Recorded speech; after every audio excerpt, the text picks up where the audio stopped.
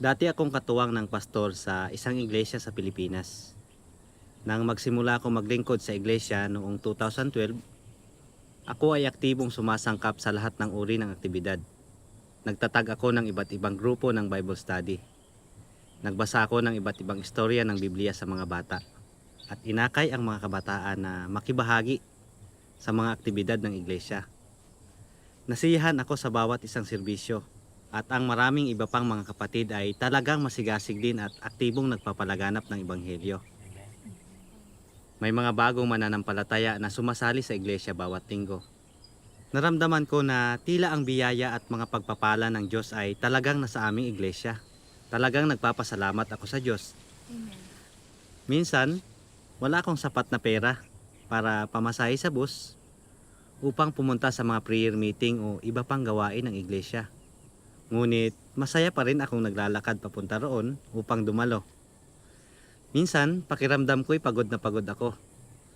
Ngunit kapag naiisip ko ang tungkol sa paggawa para sa Panginoon, parang hindi na ito mahirap. Amen. Isang gabi noong 2013, mayroon prayer meeting sa bahay ng pastor.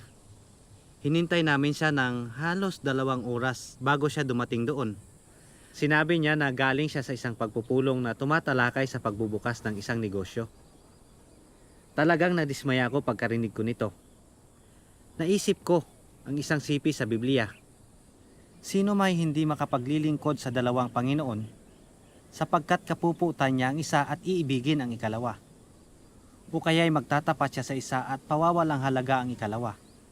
Hindi kayo makapaglilingkod sa Diyos at sa mga kayamanan. Tama. Naramdaman ko na dapat ang pastor ay nakatuon lamang sa paglilingkod sa Diyos at sa kanyang gawain sa iglesia. At hindi sa pagpunta sa ganoong negosyo. Tama. Tama. Ba't siya gagawa ng ganoong mga bagay? Naguluhan ako at nalungkot sa kanyang inasal. Kinalaunan, unti-unti kong napagtanto na ang pastor ay nagsasalita lamang tungkol sa biblikal na kaalaman at teolohiya. Iyon at iyon din sa bawat panambahan. Walang kahit na anong kaliwanagan mula sa banal na espiritu. Ang ilang mga kapatid ay natutulog. Ang ilan naman ay nakikipagkwentuhan sa iba. Pakiramdam ko'y wala na akong nakukuhang anumang tostos para sa aking buhay sa pagdalo sa ganung uri ng panambahan. Ako ay igang-iga at tuyot sa aking espiritual. Ang pananampalataya ng ilang mga kapatid ay naging malamig. Hindi na sila kasing mapagmahal gaya ng dati. Nagsimula na silang makiayon sa kalakaran ng sanlibutan.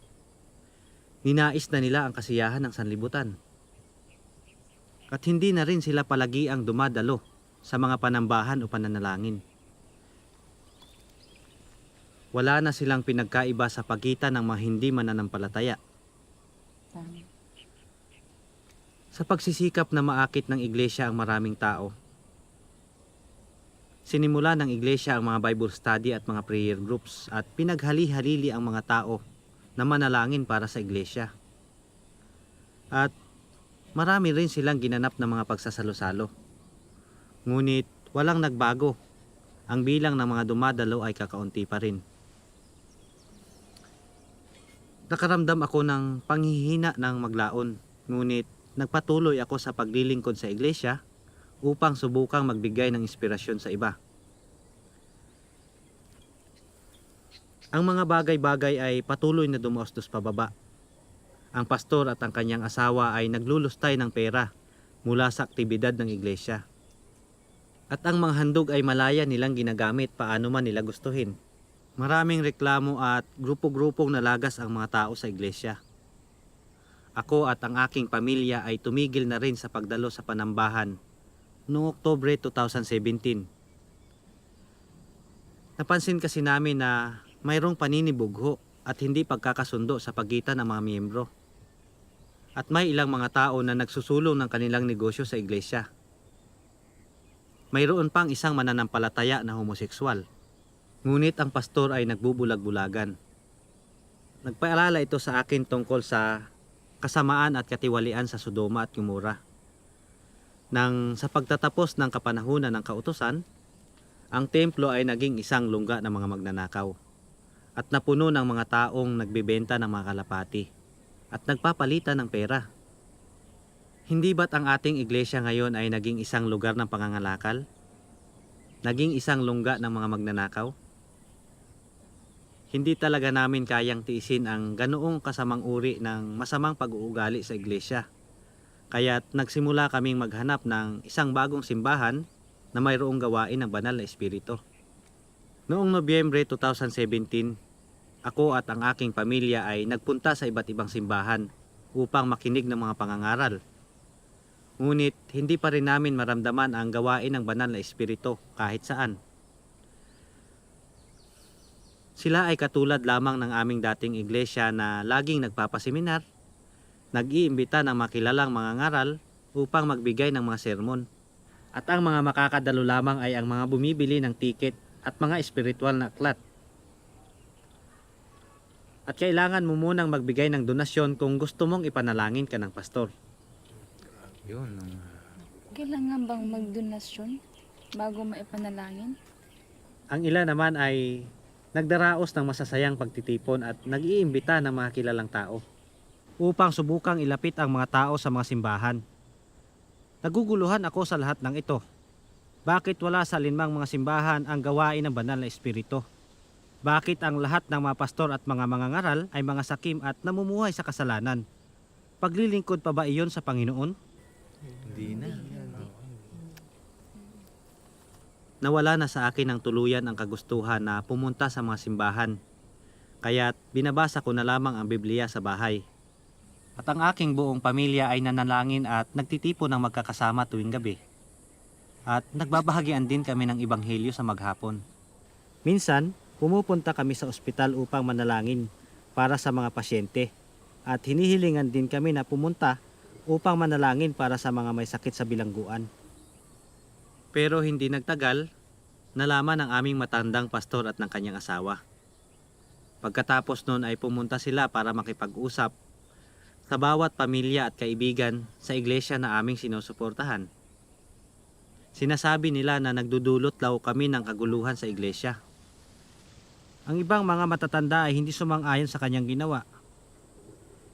Kaya't nagreklamo sila sa regional director. Nakakagulat. Gayunpaman, sila ay pumanig sa pastor. Sinasabi nila na sumasalungat daw kami sa mga katuruan ng iglesia.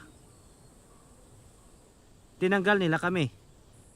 Nagalit talaga ako at naging napakanegatibo. Hindi ko maintindihan kung bakit naging ganoong kadilim ang simbahan. At kahit na ang mga pastor ay hindi maitaguyod ang mga turo ng Panginoon, subalit walang pagdidisiplina mula sa Panginoon. Karamihan sa mga matatanda ay umalis sa iglesia dahil sa pangyayaring iyon. Nais nila akong magsimula ng isang bagong iglesia at umaasang ako ang magiging pastor. Ngunit nalilito ako sa lahat ng nangyayari. Hindi ko na alam ang kalooban ng Panginoon. Ang aking sariling espiritu ay nakaramdam ng pagiging tigang at hindi ko na rin maramdaman ang presensya ng Panginoon. Taimtim akong nanalangin sa Panginoon tuwing gabi. O Panginoon, nais naming magsimula ng isang bagong simbahan. Ngunit hindi ko alam kung ito ba ang inyong kalooban o hindi. Kung iyon nga, mangyaring liwanagan mo ako. Noong Hunyo 2018, naghahanda na akong kumuha ng permit para sa isang bagong iglesia. Ngunit hinang-hina ako at hindi ko alam ang aking gagawin kapag naiisip ko kung paanong naging ganoong kapanglaw ang mga simbahan. Tumakbo ako sa dalampasigan upang manalangin ng 3:00 ng umaga. Hinihiling sa Panginoon na ipakita ang kanyang kalooban sa akin. Narinig ko ang isang himnong ito mula sa aking panaginip, isang gabi noong Hulyo. Holy, holy, are you Lord God Almighty? Ginising ako nito mula sa aking panaginip. Hinanap ko ito sa YouTube nung sumunod na araw. At nakita ko ang pelikulang ito sa Tagalog na may pinabagatang napakagandang tinig. Ako ay talagang nagulat sa nakita ko rito. Sinasabi rito na ang Panginoong Hesus ay nagbalik na Amen. Amen. Amen. at ang sangkatauhan ay nagkaroon ng tiwaling kalikasan mula ng magawang tiwali ni Satanas. At tayo ay namumuhay sa isang katayuan ng pagkakasala pagkatapos ay mangungumpisal. Hindi tayo lubusang maligtas malibang tanggapin natin ang paglilinis at paghatol ng mga salita ng Diyos. Amen. Ako ay talagang naantig at natuwa sa pelikulang ito. Masaya kong ibinahagi ang balitang ito sa aking pamilya. Amen. Amen. Pagkatapos nilang mapanood ay hinanap namin kung sino ang gumawa nito. At nakita namin na ang Iglesia ng Makapangyarihang Diyos ang nagpapatotoo na ang Panginoon ay nagbalik na. Amen. Mabuting balita yan. Magandang balita. Pagkatapos nun ay nanood pa kami ng maraming pelikula tulad ng pagsisiyasat sa Trinidad, nagbago ang pangalan ng Diyos at ang pagbubunyag tungkol sa misteryo ng Biblia. Nauunawaan ko na palaging iisang Diyos ang gumagawa upang iligtas ang sangkatauhan. Ngunit gumagamit siya ng iba't ibang pangalan para sa kanyang gawain sa iba't ibang kapanahunan. Kahit na siya ay gumagamit ng mga pangalang Jehovah, Jesus, Makapangyarihang Diyos, siya ay isang Diyos, iisang Espiritu. Amen. Tama. Tama. At ang Biblia ay talaan lamang ng 2 yugto ng kanyang gawain na nagawa na ng Diyos. At kapag ang Diyos ay bumalik sa mahuling araw ay marami pa siyang mga salitang bibigkasin at ginagawa ang gawain ng paghatol simula sa tahanan ng Diyos. Amen. At sinabi pa nila rito na ganap nitong tinutupad ang propesiya ng Panginoong Hesus. Mayroon pa akong maraming bagay na sa inyo ay sasabihin. Ngunit ngayon ay hindi ninyo mga titiis. Gayunmay kung siya ang espiritu ng katotohanan ay dumating, ay papatnubayan niya kayo sa buong katotohanan sapagkat hindi siya magsasalita ng mula sa kanyang sarili, kundi ang anumang bagay na kanyang marinig, ang mga ito ang kanyang sasalitain. At kanyang ipapahayag sa inyo ang mga bagay na magsisidating. Amen. Mukhang para sa akin ay talagang nagbalik na ang Panginoong Hesus. Kaya't nakipag-ugnayan ang aking kapatid sa isang tao mula sa Iglesia ng Makapangyarihang Diyos sa online. At sinimula naming tingnan ang gawain ng Makapangyarihang Diyos sa mahuling araw. Sinabi ko sa isang kapatid na kasama sa Iglesia ang tungkol sa mga taong iyon sa aming dating Iglesia. At ang pagsasaliksik na makahanap kami ng isang bagong simbahan na mayroong gawain ng banal na espiritu. At tinanong ko rin siya kung bakit naging ganong kapanglaw ang masimbahan.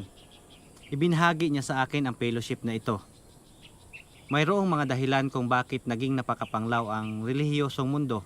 Sa pasimula ng kapanahunan ng kautusan, ang mga Israelita ay sumusunod sa mga utos at batas ni Jehovah. Mayroon silang gabay at pagpapala mula sa Diyos. At kung sino man ang lumabag sa batas ay pinaparusahan ng naaayon.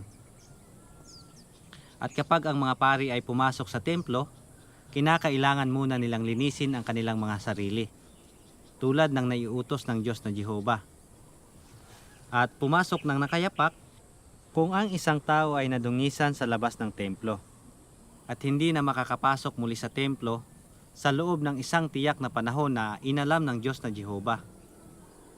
Kung hindi, sila ay mapupuksa ng apoy mula sa bubong ng templo. Ang sinumang nangahas na sumalungat sa mga kautusan ni Jehovah at pumasok pa rin sa templo ay hindi papatawarin ni Jehovah. Kahit sino pa sila, kahit ang hari ng Israel. Ngunit sa pagtatapos ng kapanahunan ng kautusan, ang templo na dating napupuno ng kaluwalhatian ng Diyos na Jehovah ay naging mapanglaw. Hindi na itinaguyod ng mga Israelita ang batas. Ang mga pari ay nag-aalay ng hindi magagandang sakripisyo. Ang templo ay naging isang lungga ng mga magnanakaw at naging pamilihan. Matagal na itong iniwan ng Diyos tulad ng sinasabi sa Biblia. At pumasok si Jesus sa templo ng Diyos. At itinaboy niya ang lahat ng nangagbibili at nangamimili sa templo. At ginulo niya ang mga dulang ng mga mamamalit ng salapi. At ang mga upuan ng mga nagbibili ng mga kalapati. At sinabi niya sa kanila, nasusulat, ang aking bahay ay tatawaging bahay panalanginan, datapwat ginagawa ninyong yungib ng matulisan. Amen. Ang isang dahilan kaya ang templo ay namanglaw ay dahil ang mga pinuno ng mananampalatayang Hudyo ay hindi sumusunod sa mga batas ng Diyos. Ginagampanan lamang nila ang lahat ng uri ng relihiyosong ritual. Pinapanatili ang mga tradisyon ng mga tao, samantalang hindi sumusunod sa mga kautusan ng Diyos. Lubusan silang naligaw mula sa landas ng Diyos. Ginawa nila ang templo bilang isang lungga ng mga magnanakaw at naging mga kaaway ng Diyos, kung kaya't sila ay tinalikuran at kinaputan ng Diyos. Kung gayon ang biblikal na propesiyang ito ay natupad, ako'y magpapasapit ng kagutom sa lupain, hindi kagutom sa tinapay o kauhawan man dahil sa tubig, kundi sa pagkarinig ng mga salita ni Jehovah. Amen. Amen. Ang isa pang kadahilanan ay ang Panginoong Hesus ay gumagawa ng gawain ng kanyang pagtubos sa kapanahunan ng biyaya sa labas ng templo. Ang gawain ng Diyos ay sumulong, kaya't ang gawain ng banal na Espiritu ay nagbago. Amen. Amen.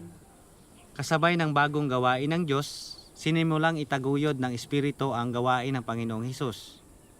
Kaya't lahat ng mga tumatanggap sa bagong gawain ay nakakatamo ng tustos at paggabay mula sa Panginoong Hesus. Amen. Amen. Ang kanilang mga kasalanan ay pinatawad at napalaya sila sa pagkundina at paghihigpit ng batas.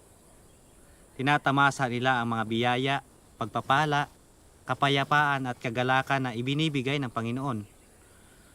Ngunit ang mga nananatili sa templo at matigas na kumapit sa dating batas na tumanggi at lumaban sa bagong gawain ng Panginoong Hesus ay pinabayaan, tinanggal ng gawain ng banal na Espiritu. Kung kaya't sila ay nahulog sa kadiliman at kapanglawan, ito ang dahilan kung bakit ang mundo ng relihiyon ay naging mapanglaw sa dakong huli ng kapanahunan ng kautusan. Amen. Amen. Ang relihiyosong mundo ngayon ay pareho lamang. Iprinopesiya ng Panginoong Hesus at dahil sa pagsagana ng katampalasanan, ang pag-ibig ng marami ay lalamig. Ang katampalasanan sa relihiyon ngayon ay lumalago, di ba? Ipinapangara lamang ng mga pastor at matatanda ang tungkol sa kanilang kaalaman sa Biblia para magpakitang gilas. Samantalang hindi nila ibinabahagi ang kanilang karanasan o pagkaunawa sa mga salita ng Panginoon. Hindi sila nagpapatotoo sa Diyos o nagtataas sa Kanya. Hindi sila sumusunod sa mga utos ng Panginoon.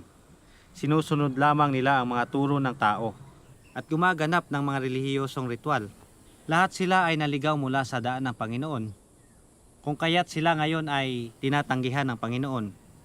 Ito ang pangunahing dahilan kung bakit nawala sa mundo ng relihiyon ang gawain ng banal na Espiritu. Tama. Ang isa pang kadahilanan ay ang Diyos ay gumagawa ng kanyang bagong gawain sa mga huling araw. Ang makapangyarihang Diyos, ang Kristo ng mahuling araw, ay gumagawa ng kanyang gawain ng paghatol simula sa tahanan ng Diyos. Amen. Amen. Sa pundasyon ng gawaing pagtubos ng Panginoong Hesus. Ipinapahayag niya ang lahat ng katotohanan upang iligtas ang sangkatauhan, upang lubos na linisin at iligtas tayo. Habang sumusulong ang gawain ng Diyos, sumasabay ang gawain ng banal na Espiritu sa gawain ng paghatol ng makapangyarihang Diyos. Ang lahat ng nakikinig sa tinig ng Diyos na tumatanggap at nagpapasakop sa bagong gawain ng paghatol ng makapangyarihang Diyos sa mahuling araw ay nadadala sa harapan ng trono ng Diyos. Amen. Dumadalo sila sa piging ng kasal ng kordero. Tinatamasa nila ang pagtustos ng mga buhay na tubig na dumadaloy mula sa trono ng Diyos. Unti-unti nilang naunawaan ang katotohanan at nakikilala ang Diyos. Ang pananampalataya sa loob nila ay lumalago. At sa pamamagitan ng pagdaranas at pagsagawa ng mga salita ng Diyos, nakakatamo sila ng pagkaunawa sa kanilang sariling malasatanas na disposisyon at makasalanang kalikasan. Nakakaramdam sila ng pagsisisi at napupuot sa kanilang mga sarili. Tunay silang nagsisisi sa Diyos at namabago naman ng kaunti ang kanilang disposisyon.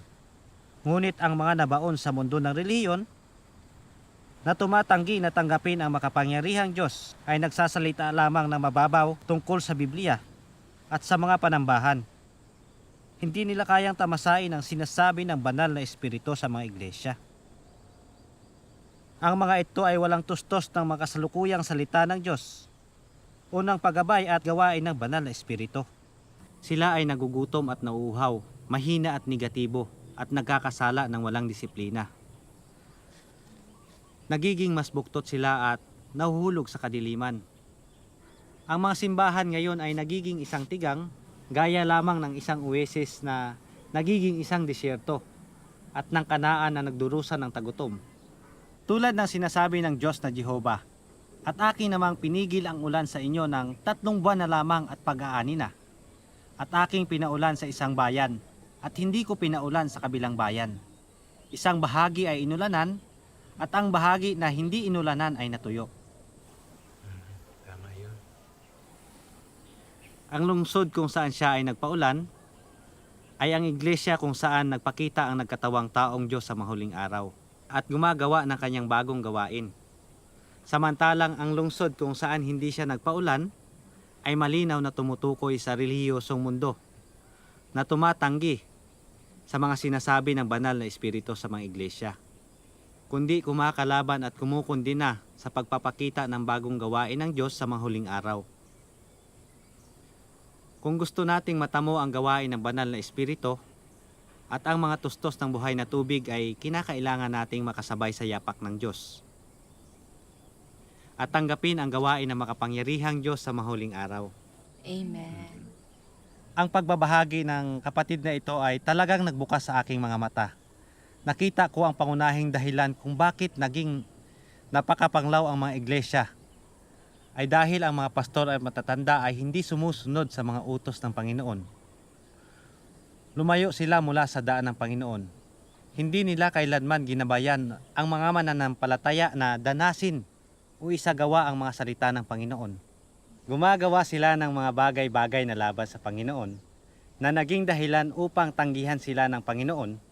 At kung hindi tayo sasabay sa kanyang bagong gawain ngayon na ang Panginoong Hesus ay bumalik na sa mga huling araw at ang gawain ng banal na espiritu ay nagbago, mahuhulog tayo sa kadiliman at mawawala sa atin ang paggabay at pagpapala ng Panginoon. Pagkatapos ay binasa ng kapatid na ito ang ilang salita ng Diyos. Ako na magbabasa. Sige po.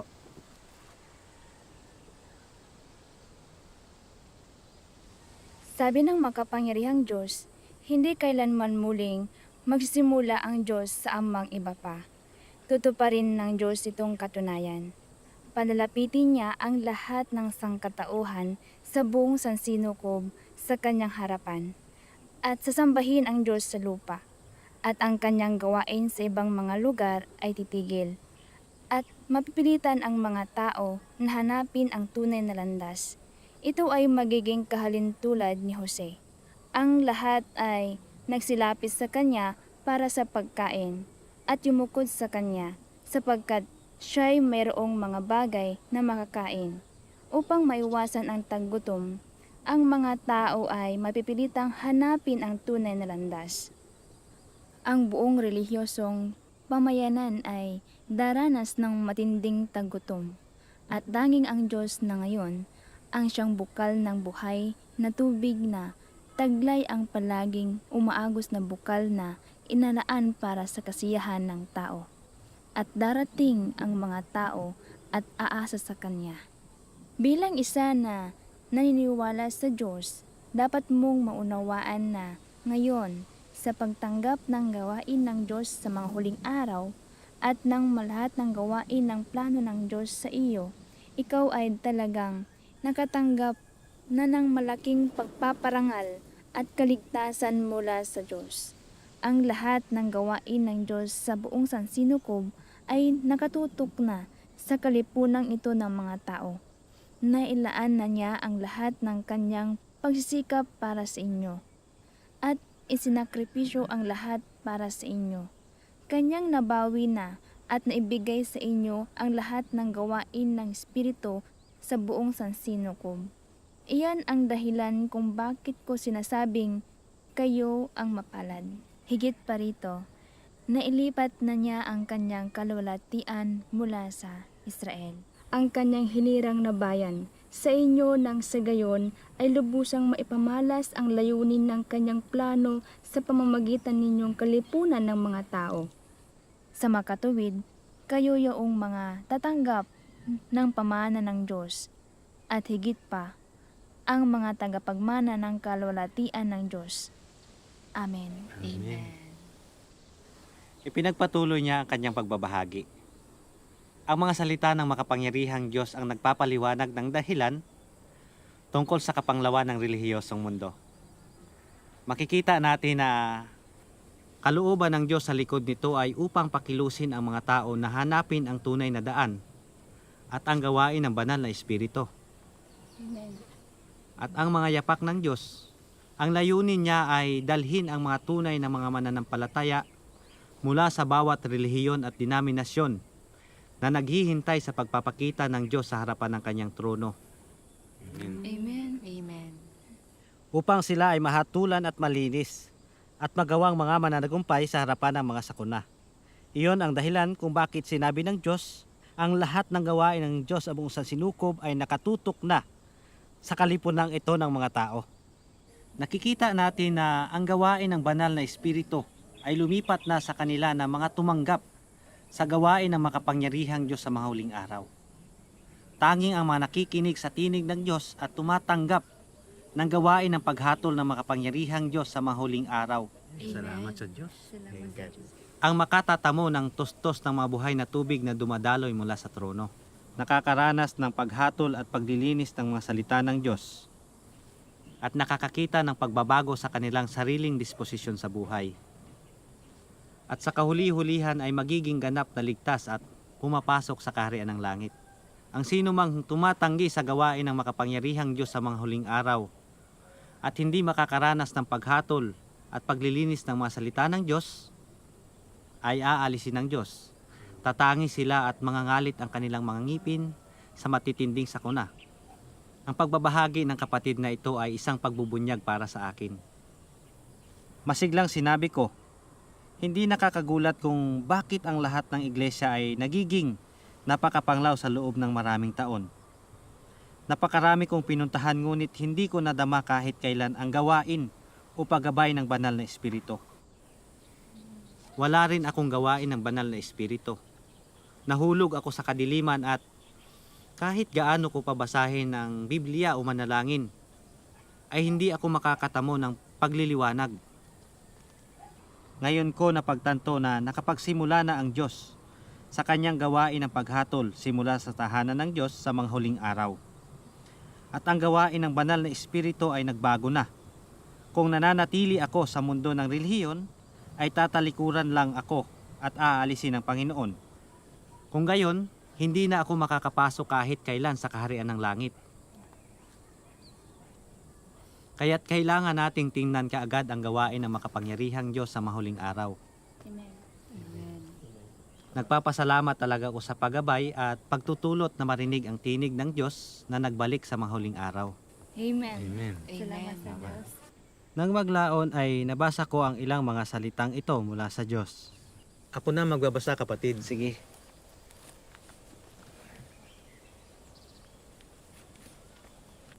Ginagawa ko sa buong sansinukob ang aking gawain at sa silangan, walang katapusan ang paglabas ng dumadagundong na mga kalabog.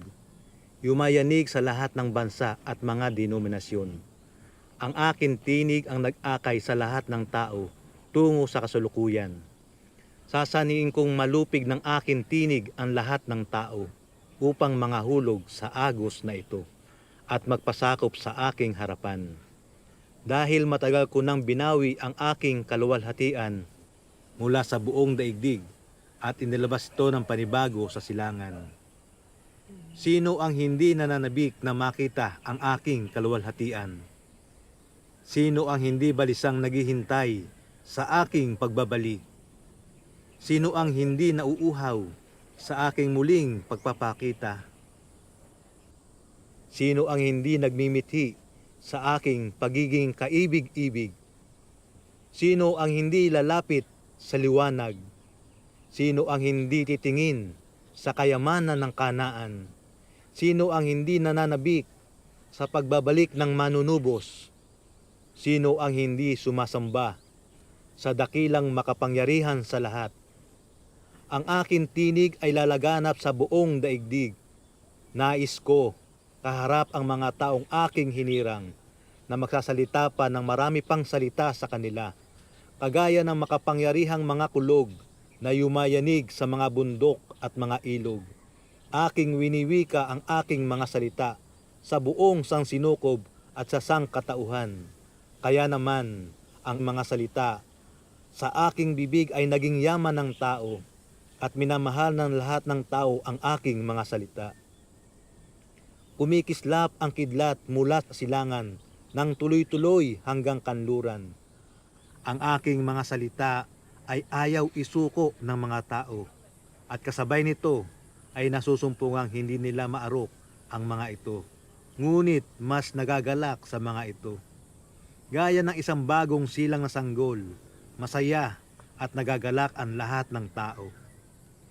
Ipinagdiriwang ang aking pagdating sa pamamagitan ng aking tinig. Dadalhin ko ang lahat ng tao sa aking harapan. Mula roon, formal akong papasok sa lahi ng mga tao nang sa gayon ay lumapit sila para sambahin ako. Sa pamamagitan ng kaluwalhatiang nababanaag sa akin at ng mga salita sa aking bibig, aking gagawin ito na anupat lahat ng tao ay lumalapit sa aking harapan at makikita na kumikidlat mula sa silangan at na nakababa na rin ako sa bundok ng mga olibo ng silangan.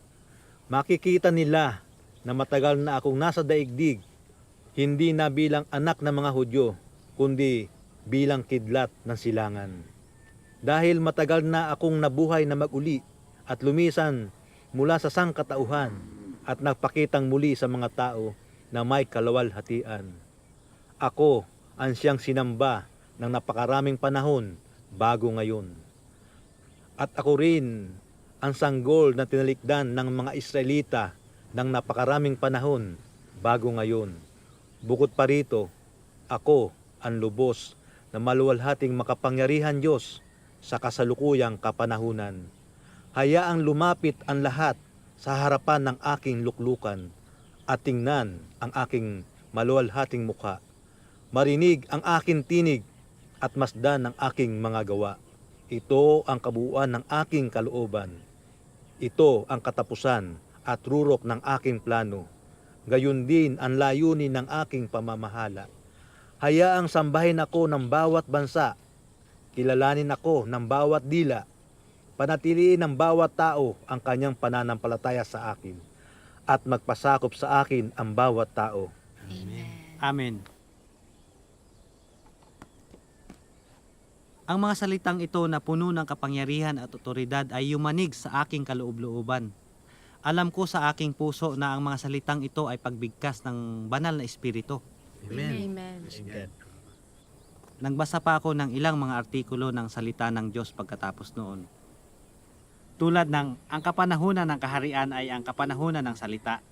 Ginagawa ni Kristo ang gawain ng paghatol sa pamamagitan ng katotohanan. Yaon lamang mga nakakakilala sa Diyos at nakakaalam ng kanyang gawain ang makakapagbigay kasiyahan sa Diyos. Ang katotohanang nakapaloob sa gawain ng panlulupig at nakarating na ang milenyong kaharian. Amen. Amen. Nakita ko na wala maliban sa Diyos ang nakapagpapahayag ng mga katotohanan ito. Nakapagpapahayag ng disposisyon at kalooban ng Diyos o naghahayag ng kalalabasan at hantungan ng sangkatauhan. Naging ganap at lubos akong nakatitiyak na ito ay tinig ng Diyos, na ang makapangyarihang Diyos ay ang Panginoong Hesus na nagbalik. Opisyal kong tinanggap ang gawain ng makapangyarihang Diyos sa mga huling araw. Salamat sa makapangyarihang Diyos. Amen.